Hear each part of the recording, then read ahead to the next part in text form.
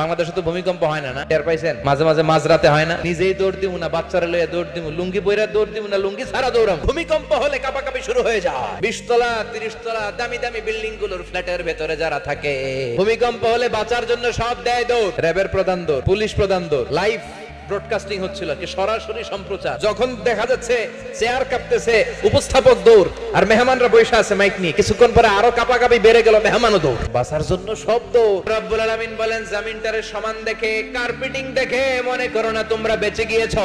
South আফ্রিকার খুবা শহরে 60 metric ton ওজনের একটা উল্কা পড়েছিল, যেখানে পড়েছে পুরো জায়গাটা বিশাল খাদ হয়ে গিয়েছে। যে বিল্ডিং এ আমরা থাকি, রাতের বেলায় ঘুমাই আর ধুম্মা চলে ধুম দেখি রাত, ওই বিল্ডিং এ যদি একটা পড়ে, ডান্স ক্লাব গুলার উপর যদি পড়ে, পতিতালয় যেগুলো আছে ওগুলা যদি পড়ে, যেই হোটেল গুলার মধ্যে আকাম কুকাম হয় ওইটার উপর যদি পড়ে, তার মানে বেঁচে গেছো, পার পেয়ে গেছো মনে করো না। নিচ দিয়েও আযাব আছে, উপর দিয়েও আযাব আছে। চিল্লায় বলেন ঠিক কিনা?